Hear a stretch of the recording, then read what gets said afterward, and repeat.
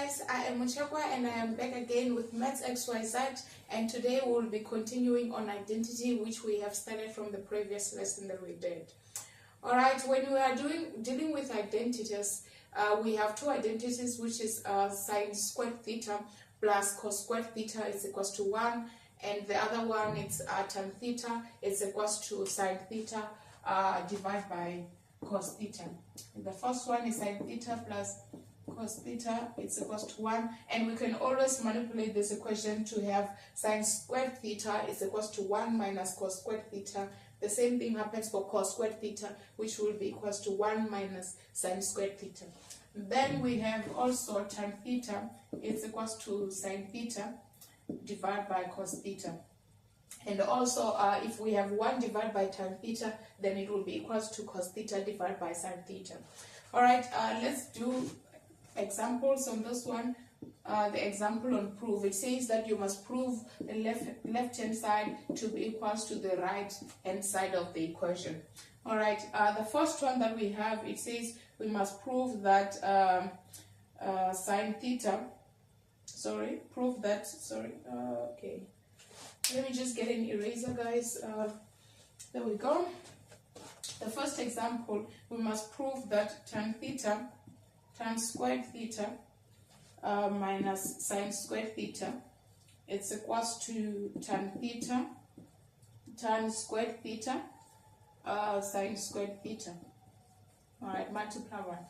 Then from here, the first thing that we must do is to prove that we are dealing with the left hand side. Then from the left hand side, we forget about the right hand side for now. We'll only consider it in the final step if it's equals to the left hand side. Then from the left hand side, tan squared theta minus sine squared theta. We know that tan squared theta is equals to sine squared theta divided by cos squared theta minus sine squared theta.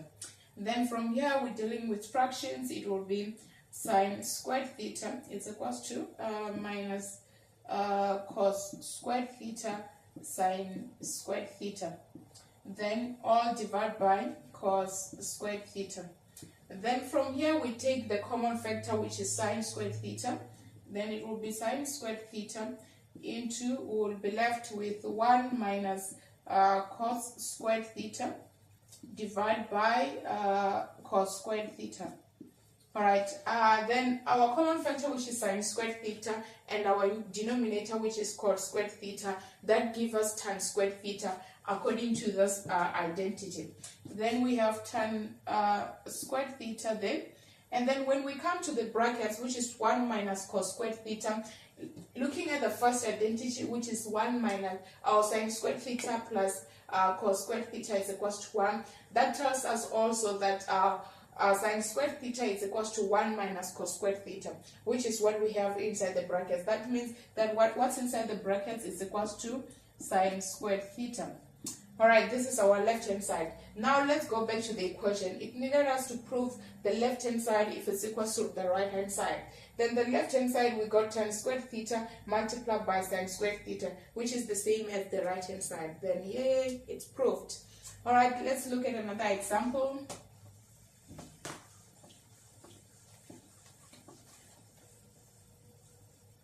Let's look at another example which says that 2 cos, alright, okay, we know the identities already, I believe. Alright, let me just make space there. We have 2 cos squared theta plus cos theta minus 1 divided by 2 sine theta cos theta minus sine theta. Alright, we must prove that this is equals to 1 plus cos theta divided by sine theta. Alright, okay, then from here we're taking it from the left hand side. Alright, then from the left hand side we have 2 cos squared theta plus cos theta minus 1 divided by 2 sine theta cos theta minus sine theta. We can already say that from the numerator, or from the denominator, I mean to say, we're going to take a common factor of sine theta and we will be left inside the brackets with 2 cos theta minus 1. But then looking at the numerator, we have 2 cos squared theta plus cos theta minus 1. How do we solve that one? Alright, in the numerator, we're going to factorize. Then to make it easy for you to factorize, let x is equals to cos theta and let y is equals to sine theta. Alright, now we have to rewrite the whole equation. We will have 2x squared plus x minus 1 divided by 2xy minus 1. Alright, then let's factorize this equation. We have in the denominator, we have 2x and x and 1 there. Then to have a positive x and a minus 1, then that means that we'll have positive and minus there, which will be 2x minus x, and it will give us x in the middle and minus 1 at the last step, at the third term. Then from here, divide by taking the common factor in the denominator, we have y into 2x minus 1. Then that means this and that will cancel out and we'll be left with x plus 1 divided by y. Then now going back to here, we now substitute what we have laid there into the equation. Our x is equals to cos theta. That means that in the numerator we have cos theta plus 1, and our y is equals to sine theta. In the denominator then we'll have sine theta. Alright, looking at the question, it says that we must prove the left hand side to be the right hand side, to be equal to the right hand side. This is what we have here. Then we can just rewrite it according to the question, of which it will be 1 plus cos theta divided by sine theta. Alright, we already know that our answer is correct because the left hand side is equal to the right hand side. Therefore, the equation has been proved to be right. Alright guys, I hope you understood this question as well. Let's do the last one on proof on identities. Alright, the last one will be to prove that 1, which is 1 minus 2 sine theta, 2 sine theta cos theta divided by sine squared theta minus cos squared theta is equals to, we must prove that this is equals to sine theta minus cos theta divided by sine theta plus cos theta. That's theta. Alright, okay, let's look at the left hand side. We're taking it from the left hand side. Looking at the denominator, sine squared theta minus cos squared theta, a lot of students make a mistake by letting this to be equals to 1. But remember the identity, it says sine squared theta plus cos squared theta. It does not say minus cos squared theta. Then this identity here, it's not equals to 1. It's not an identity. Alright, then let's take it from the numerator. We have 1 there, of which 1, remember 1 is equals to sine squared theta plus cos squared theta.